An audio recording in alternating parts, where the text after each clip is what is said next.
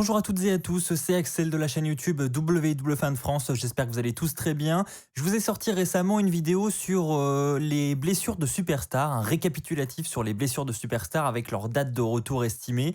J'ai décidé aujourd'hui de vous faire une vidéo sur les contrats des superstars, c'est un autre sujet, mais qui peut vous intéresser également. Je sais que vous êtes nombreux à me poser des questions à ce sujet-là, souvent en commentaire sous les vidéos. Alors avant de commencer cette vidéo, quelques petites informations. Je tiens à préciser que nous n'avons pas le détail sur chaque contrat pour chaque superstar, car ce sont évidemment des informations confidentielles, ça reste un contrat, donc c'est entre la WWE et la superstar que ça se passe. Mais il arrive lors d'interviews que les superstars parlent du deal qu'ils viennent de signer avec la fédération, et donc bah voilà, c'est comme ça que l'on obtient ces informations et c'est comme ça qu'ils arrivent sur internet. Donc je vous ai fait un petit récap avec toutes les superstars, c'est parti. Nous commençons avec Montez Ford et Angelo Dawkins, les deux membres des Street Profits qui ont tous les deux signé un contrat de 5 ans en 2019, ce qui leur assure un futur à la WWE jusqu'au moins en 2024, décembre 2024. Pour Biggie, c'est exactement la même chose, il a signé un contrat de 5 ans en 2019, ce qui le prolonge jusqu'en décembre 2024. Pour Braun Strowman, c'est un contrat de 4 ans qui a été signé en juillet 2019, il devrait donc rester à la WWE jusqu'en juillet 2023. Alors attention à un gros contrat en vue, celui de Booker T, et oui c'est très surprenant, mais Booker T est signé jusqu'à la WWE jusqu'en 2029. J'avoue, moi aussi je trouve ça assez curieux, je ne sais pas pourquoi il a un contrat aussi long avec la fédération de Stamford. Parlons maintenant du Big Show qui lui a un contrat qui expire très bientôt, et là justement ça va être intéressant de voir si la WWE va le prolonger ou pas, ou est-ce qu'elle va décider de se séparer du Big Show. C'est ça aussi l'intérêt de cette vidéo, c'est de voir les superstars qui pourraient potentiellement partir de la fédération dans les prochains mois. Eh bien ça pourrait concerner le Big Show puisque son contrat expire au printemps 2021 et on va pas se mentir, c'est très très proche, donc hâte de voir si la WWE va le re-signer ou pas. En attendant, actuellement il n'est pas trop utilisé, donc bon, à voir. Je continue avec Dana Brooke qui a signé un contrat de 5 ans en 2019, ce qui devrait la prolonger jusqu'en décembre 2024. J'ai l'impression qu'il y a une grosse vague de superstars qui a signé le même contrat au même moment. Donc c'est pour ça que vous allez avoir souvent décembre 2024 qui va revenir dans cette vidéo.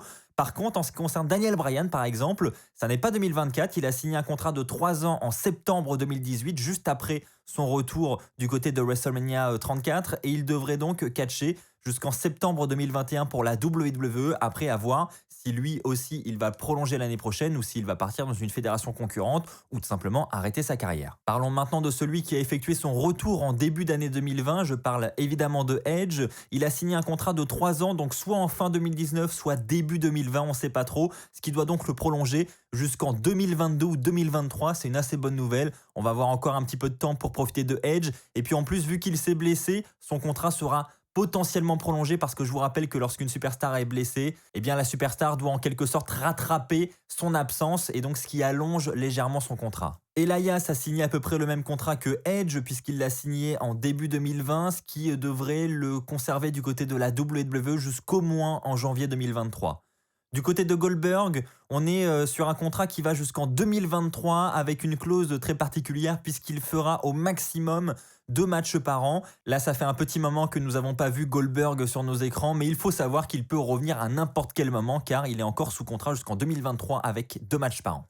Jeff Hardy, il a re-signé un contrat de 2 ou 3 ans en début d'année 2020. On ne sait pas trop la durée exacte du contrat qu'il a re-signé suite à sa blessure, ce qui devrait le conserver du côté de la WWE au moins jusqu'en 2022-2023. Je précise que Jeff Hardy avait évoqué à de nombreuses reprises dans des interviews que c'était son dernier run à la WWE. Donc à voir si ce sera le dernier contrat de Jeff Hardy et si en 2022-2023 il va définitivement quitter la fédération ou s'il va encore prolonger un petit peu sa carrière. Jerry Lawler, notre commentateur, lui a signé un contrat de 3 ans en 2019. Il est donc sous contrat avec la WWE jusqu'en début 2022. On continue avec Jinder Mahal qui est actuellement toujours blessé mais qui devrait revenir très très prochainement. Il a signé un contrat de 5 ans en juin 2019. Il va donc rester du côté de la WWE jusqu'en juin 2024. John Morrison a fait son retour à la WWE l'année dernière, il a signé son contrat en septembre 2019 et il est dit qu'il a signé un contrat de plusieurs années, on n'a pas la durée exacte, mais ça devrait être aux alentours de décembre 2022, décembre 2023, au moins jusque-là. Kalisto de son côté a lui aussi signé un contrat de plusieurs années cette année, donc on estime à 2022-2023 la fin de son contrat. Pour Kevin Owens, c'est au printemps 2018 qu'il a signé un contrat de 5 ans avec la fédération. Son contrat expire donc jusqu'au printemps 2023. On va avoir encore un petit peu de temps pour profiter de Kevin Owens au minimum.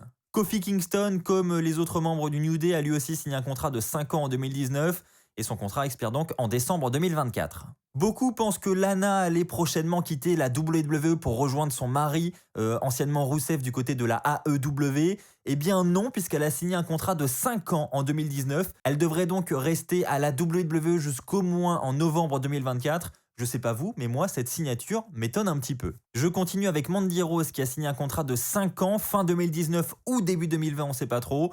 Elle devrait donc rester à la WWE jusqu'en décembre 2024. Parlons maintenant de The Miz qui, tout comme Daniel Bryan, aurait signé un nouveau contrat avec la WWE en 2018, un contrat d'une durée de 5 ans. Il devrait donc rester avec la fédération de Stamford jusqu'en au moins 2023. Mojo Rawley maintenant, lui, il a signé un contrat de plusieurs années, on n'a pas la durée exacte et il l'a signé en juin 2019. Donc il faut se dire que pour Mojo Rawley, ça doit tourner aussi autour de 2022-2023.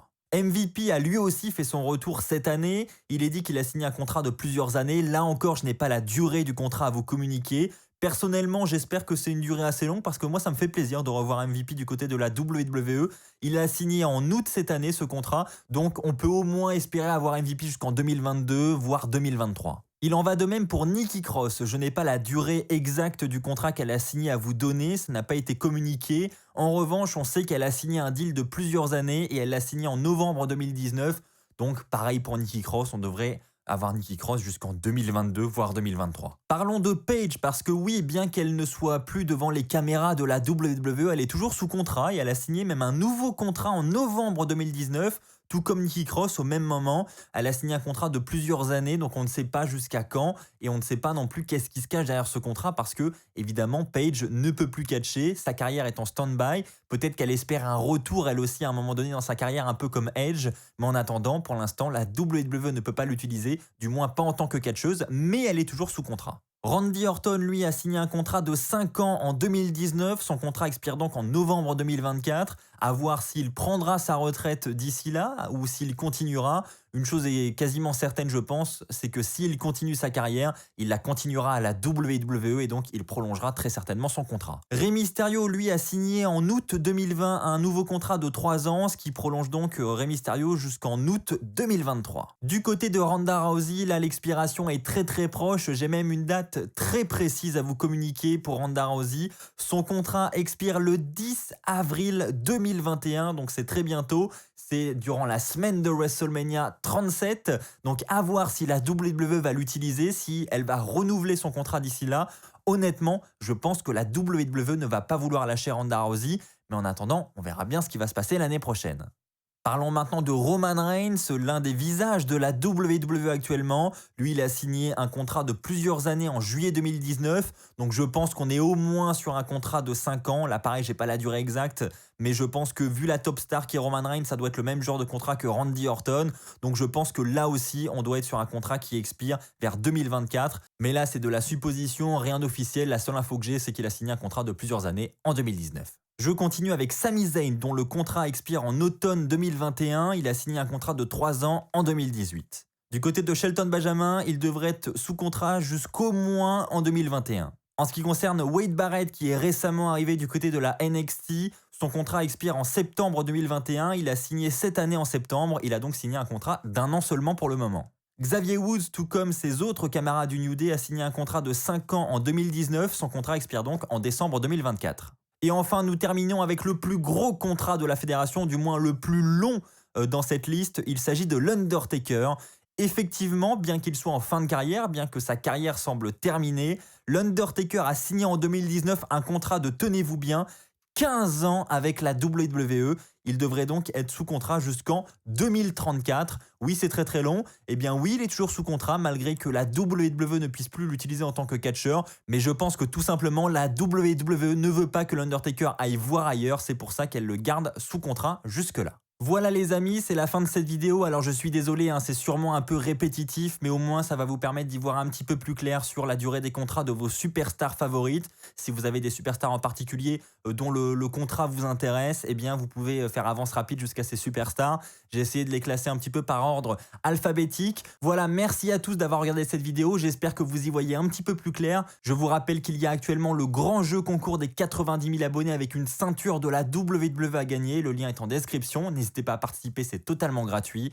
On se retrouve dès demain pour une nouvelle vidéo. D'ici là, portez-vous bien et n'oubliez pas, soyez toujours très très fiers d'être fan de catch. Allez, bye tout le monde!